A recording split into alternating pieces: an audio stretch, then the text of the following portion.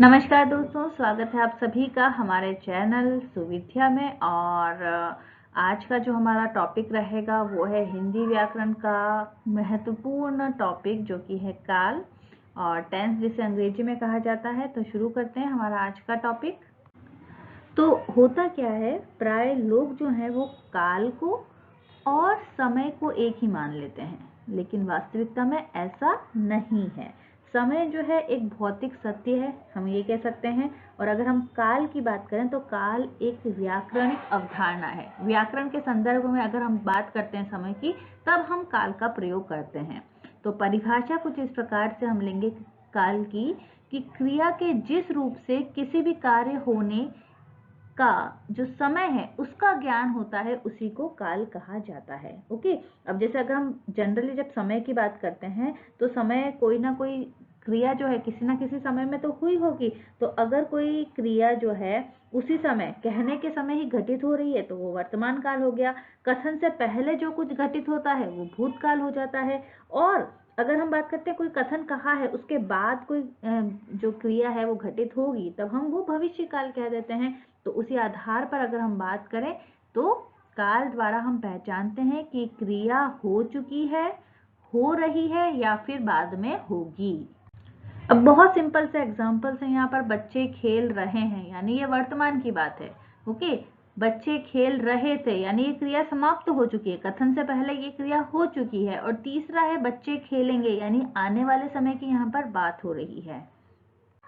तो काल को मुख्य रूप से 3 प्रकारों में बांटा गया है। पहला है भूतकाल, भविष्य काल और वर्तमान काल। ठीक है, वर्तमान काल यानी हम कोई भी कथन कह रहे हैं उसके साथ साथ क्रिया का होना। ओके, वो वर्तमान समय की बात जब हो रही है वही वर्तमान काल के अंतर्गत आ जाएगा। जो कहने के क्षण से पहले जो कोई कार्य हो चुका है उसके लिए भूतकाल का प्रयोग किया जाएगा। और कथन के बाद की क्रिया का होना, के बाद किसी क्रिया का होना, वो क्या कहला जाएगा? वो भविष्य काल कहलाएगा। तो काल के 3 भेद होते हैं। अब हमें वर्तमान काल और उसके भी उप प्रकारों के बारे में जानना बहुत जरूरी है। तो वर्तमान काल, जिसे हम कहते हैं कि क्रिया के जिस रूप से वर्तमान में चल रहे समय का बोध हो, उसे वर्तमान काल कहते हैं। बहुत सिंपल एग्जांपल है, पिताजी समाचार सुन रहे हैं, पुजारी पूजा कर रहा है, प्रियंका स्कूल जाती है, वह किताब बेचता है, आप क्या करते हैं? मैं खाना खा रही हूँ। तो ये सभी उदाहरण जो है ये किसके उदाहरण होंगे? ये वर्तमान काल के उदाहरण होंगे। और इस प्रकार के काल की पहचान के लिए वाक्य के अंत में ता है, ती है, ते हैं का प्रयोग किया जाता है या हैं का प्रयोग किया जाता है। ठीक है, तो ये तो बात हुई वर्तमान काल की। अब हम बात करते हैं वर्तमान काल के भेद कितने हैं। वर्तमान काल को भी वापस अन्य प्रकारों में बांटा गया है। सामान्य वर्तमान काल, अपूर्ण वर्तमान काल, पूर्ण वर्तमान काल, संदिग्ध वर्तमान काल और संभाव्य वर्तमान काल। तो ये वर्तमान काल के 5 भेद हैं। ओके, तो हम इसका पहला प्रकार देखते हैं, सामान्य वर्तमान काल। देखिए, सामान्य वर्तमान काल, जो क्रिया वर्तमान में सामान्य रूप से हो रही है, या फिर हम कहें सामान्य वर्तमान में जो आदतें होती हैं उसके लिए सामान्य वर्तमान काल का प्रयोग किया जाता है। या फिर जो हमेशा होने वाली अवधारणा है या हमेशा होने वाली घटनाएं हैं, उनके लिए भी सामान्य वर्तमान काल का प्रयोग किया जाता है। यहाँ पर किसी भी कार्य के न होने या अपूर्ण होने के संकेत नहीं होते हैं, ना ही किसी प्रकार का संदेह हो, वहां पर सामान्य वर्तमान काल होता है।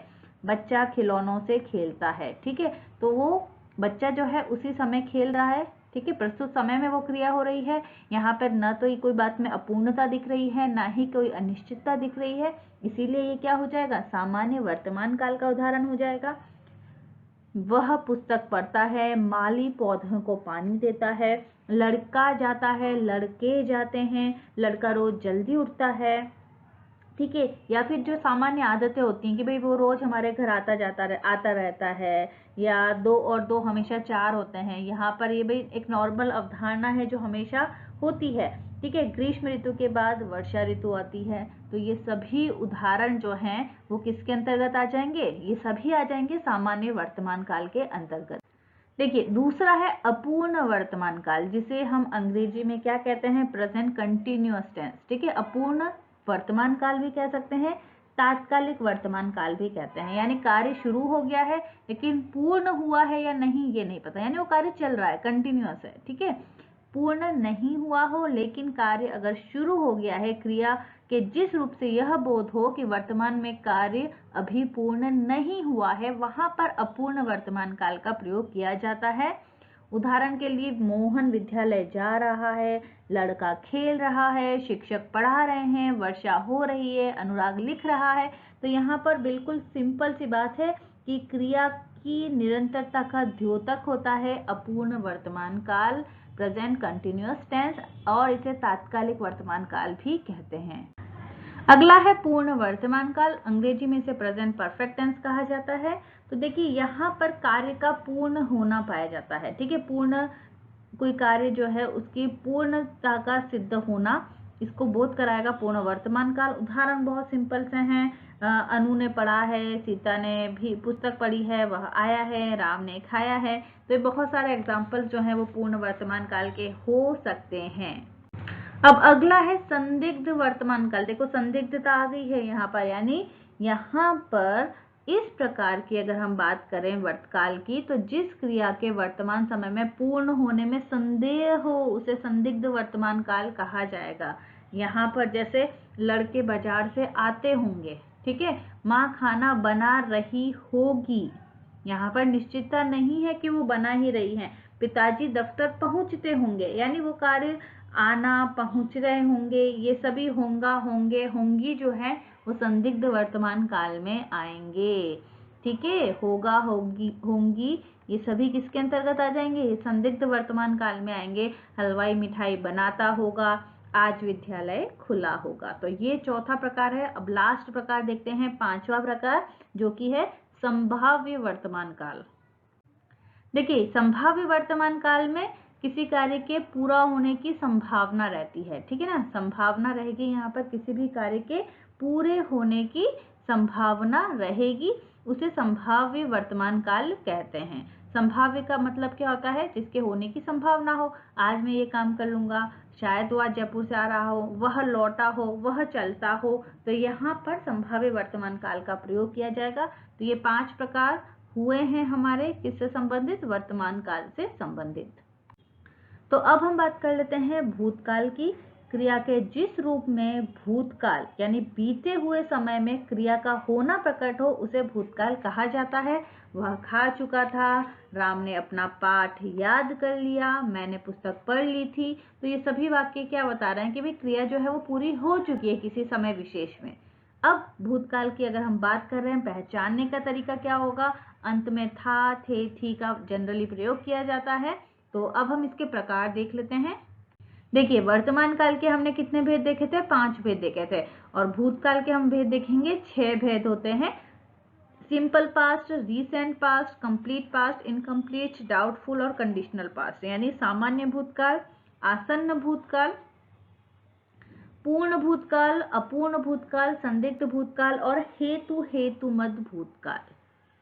तो अगर हम बात करते हैं सबसे पहले सामान्य भूतकाल की, तो क्रिया के जिस रूप से साधारणतया बीते हुए समय में क्रिया का होना प्रकट हो उसे क्या कहा जाएगा, सामान्य भूतकाल कहा जाएगा। यानी थोड़ी देर पहले कोई चीज पूरी हुई है, कोई क्रिया पूरी हुई है, तो वहां पर हम सामान्य भूतकाल का प्रयोग कर सकते हैं। लड़का आया, मोहन आया, सीता गई, लड़की ने खाना खाया, श्री राम ने रावण को मारा। तो ये सभी जो क्रियाएं हैं वो बीते हुए समय में अगर पूरी हुई हैं, जहां पर कोई अपूर्णता नहीं है, संदिग्धता नहीं है, तो वो सामान्य भूतकाल के उदाहरण माने जाएंगे। दूसरा प्रकार है इसमें आसन्न भूतकाल। आसन्न भूतकाल, आसन्न का मतलब क्या होता है, आसन्न का मतलब होता है निकट।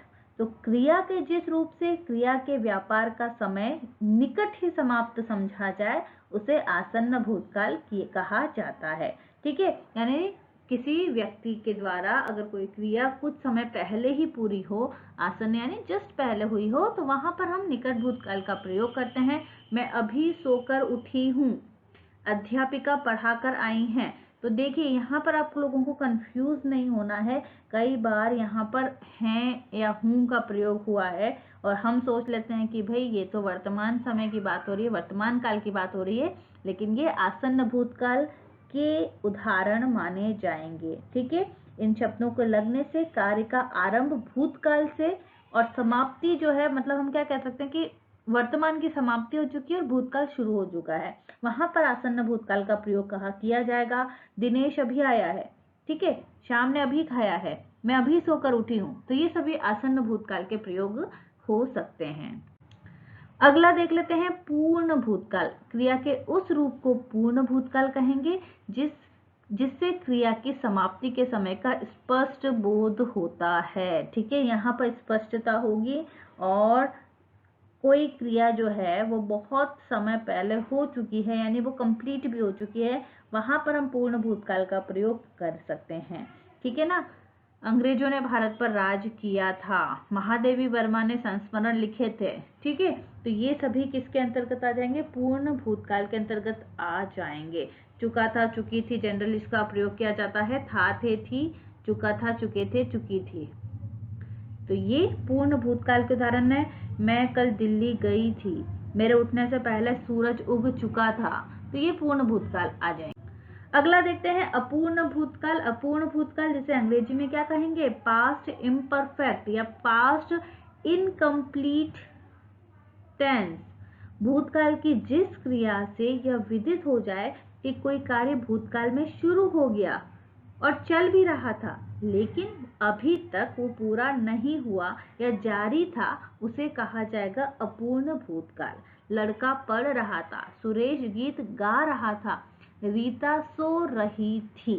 ठीक है ना, तो यहाँ पर अपूर्णता का प्रयोग होगा, अपूर्ण भूतकाल होगा। अंग्रेजी में से पास्ट कंटिन्यूअस टेंस भी कह सकते हैं। ठीक है, कौन सा हो जाएगा ये? इसे हम क्या कह सकते हैं? पास्ट कॉन्टिन्यूअस टेंस भी कह सकते हैं। चलिए अगला प्रश्न क्या, अगला पॉइंट देख लेते हैं। अगला है डाउटफुल पास्ट, संदिग्ध भूतकाल। भूतकाल की जिस क्रिया के करने या होने पर अनिश्चितता या फिर संदेह प्रकट हो, उसे संदिग्ध भूतकाल कहते हैं। यानी पता नहीं है कि भूतकाल में कार्य पूरा हुआ है या नहीं हुआ है। माँ खाना बना चुकी होंगी, अनीश ने पुस्तक समाप्त कर ली होगी, लड़की ने कविता पढ़ी होगी, लड़के ने गीत गाया होगा। ठीक है, तो शुरुआत हो चुकी थी भूतकाल में, लेकिन पूरा हुई है या नहीं है, यहाँ पर संदिग्धता है और इस वजह से इसे क्या कहा जाएगा? संदिग्ध भूतकाल कहा जाएगा। अगला और लास्ट है भूतकाल के अंतर्गत हेतु मद भूतकाल। ठीक है, इसे अंग्रेजी में क्या कहा जाता है?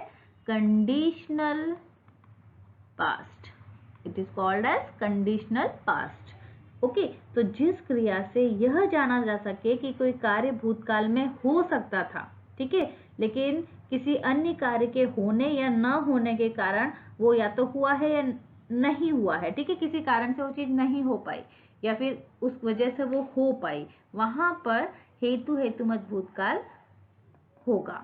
हेतु का मतलब होता है कारण, तो जहां भूतकाल में किसी कार्य के न होने का वर्णन किया हो और दो वाक्य लग दिए गए हों, वहां पर इस कंडीशनल पास्ट का प्रयोग कर सकते हैं।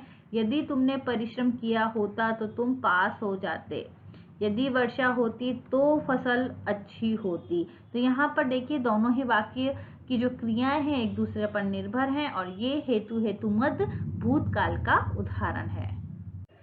तीसरा काल है भविष्यत काल, जिसे हम कहते हैं फ्यूचर टेंस। भविष्य में होने वाली क्रिया को भविष्यत काल कहा जाएगा। क्रिया के जिस रूप से काम का आने वाले समय में करना प्रकट हो, उसे भविष्यत काल कहा जाएगा। वह कल घर जाएगा, हम सर्कस देखने जाएंगे, किसान खेत में बीज बोएगा, हम सब खेलने जाएंगे, माली पौधों में पानी देगा। ओके, आज हम सब आपके यहाँ आ रहे हैं, तो ये सभी भविष्यकाल के उदाहरण होंगे। ओके, अब इसके भी हम प्रकार देख लेते हैं। तो तीन भेद हैं मुख्य रूप से, सामान्य भविष्यत काल, संभाव्य और हेतुमत भविष्यत काल। सबसे पहले सामान्य भविष्यत काल। क्रिया के जिस रूप से उसके भविष्य में सामान्य ढंग से होने का पता चलता है, उसे सामान्य भविष्यत काल कहा जाता है। बच्चे कैरम बोर्ड खेलेंगे, वह घर जाएगा, दीपक अखबार बेचेगा। तो यहाँ सभी आप देख सकते हैं कि सामान्य रूप से भविष्य में होने वाली सूचनाएं जो हैं उनकी यहाँ पर बात हो रही है और ये सभी सामान्य भविष्यत काल के अंतर्गत आएगा। दूसरा प्रकार है संभाव्य भविष्यकाल। क्रिया के जिस रूप से उसके भविष्य में होने की संभावना का पता चले, ठीक है, उसे क्या कहा जाएगा? संभाव्य भविष्यकाल कहा जाएगा। शायद चोर पकड़ा जाए, परीक्षा में शायद मुझे अच्छे नंबर मिल जाए, शायद मैं कल वहां जाऊं।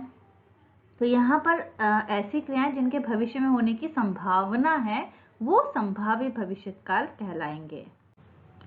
तीसरा प्रकार है हेतु हेतुमत भविष्यकाल। इसका मतलब देखिए, हमने पास्ट टेंस में भी बात करी थी, इसी प्रकार से है हेतु हेतुमत भविष्यकाल भी। क्रिया के जिस रूप से एक कार्य का पूरा होना दूसरे आने वाले समय की क्रिया पर निर्भर करे उसे हेतु हेतुमत भविष्यकाल कहा जाता है। वह आएगा तो मैं जाऊंगा, बिजली चमकेगी तो बरसात होगी, जो कमाए सो खाए, वह पढ़ेगा तो सफल होगा। तो आप देख सकते हैं कि एक कार्य को पूरा होना दूसरे आने वाले समय की क्रिया पर निर्भर करता है, तो ये हेतु हेतुमत भविष्यकाल कहलाएगा। हमारी आज की जो क्लास थी काल से संबंधित थी। बहुत बहुत धन्यवाद आप सभी का। आप हमारे टेलीग्राम से जुड़ सकते हैं, सुविध्या या फिर मालविका चौधरी नाम सर्च करके टेलीग्राम से जुड़ जाएं ताकि क्लासेस के नोटिफिकेशंस आपको मिलते रहें। और इसी से संबंधित प्रश्नोत्तरी की लाइव क्लास हमारी होने वाली है आज रात को 9 बजे। सभी ज्वाइन हो जाएं। बहुत बहुत धन्यवाद आप सभी का।